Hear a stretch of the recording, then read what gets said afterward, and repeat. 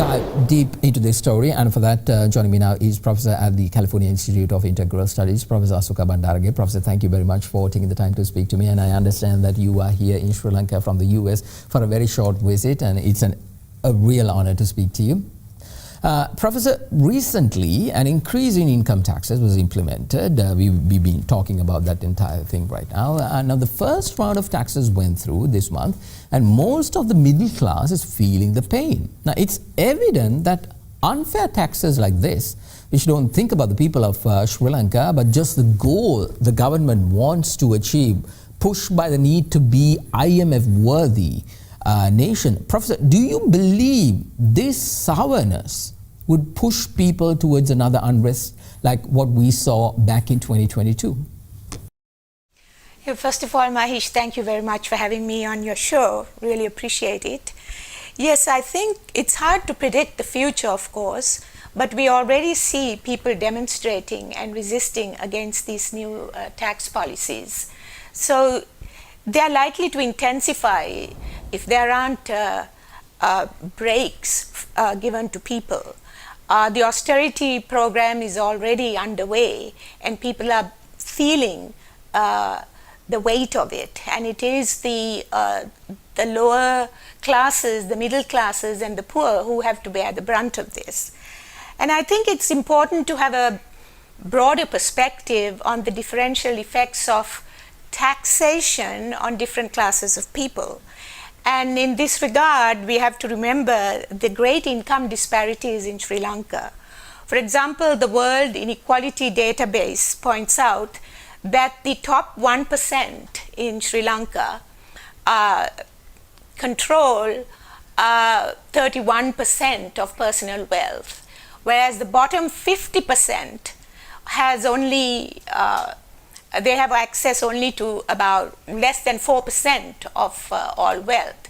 So that in itself, shows the vast disparities that could only grow with unjust taxation policies and IMF-led social service cutbacks and so on. So, it's very commonly known that IMF austerity and restructuring programs have led to so-called IMF riots around the world. So this is not just a phenomenon that is peculiar to Sri Lanka. With so many other countries in debt crises, we are going to see this across the world.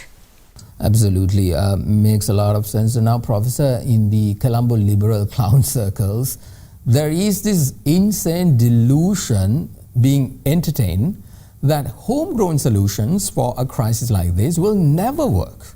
But it will always be the IMF DEO and Western gods that will solve all problems of Sri Lanka. What do you think about that? Yeah, I think it's a very superficial and a misled policy. The minds have, most people, particularly the so-called liberal middle classes, have been so deeply conditioned that they cannot think outside of the box, so to speak, of economic fundamentalism, which is the neoliberal economic policies, of privatization, of market-led growth. And I think if we are really talking about solutions beyond the IMF bailout, we do have to think of all that money that is sitting outside of the country, the illicit flows of funds, particularly from that top 1% who are also tax evaders and who are responsible for the outflow of illicit funds abroad that are in, offshore tax havens and banks. That needs to be brought back to the country through an amendment of the Foreign Exchange Control Act, which is, extremely important because that money that is out there is far greater than the 2.9 billion from the estimated from the IMF. Understood.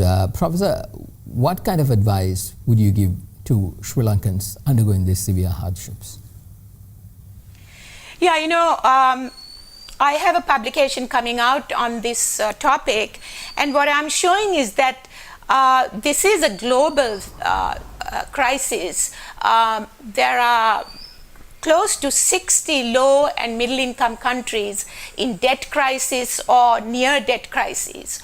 So there is a global discourse on moving away from the neoliberal model that the IMF is pushing to something that is much more sustainable. A greater global discourse, which is unfortunately absent in Sri Lanka, a discourse that calls for local self-sufficiency, local agriculture, local production, and moving away from this extreme dependence on imports and exports, which is the legacy of colonialism. And in this regard, I think, ultimately it calls for a change in thinking outside of the box, so to speak, and moving towards more collective ways of approaching these issues. Because what we have now is a model that upholds individualism, extreme privatization and competition. And there is a global discourse on a transition to a more collective, more ecological way of living on the planet and sharing resources. And I think the tax issue also bears into that. So I think we need more of a transformation of consciousness in order to have change in economic policies. A lot of valuable information. Thank you very much. That was Professor at the California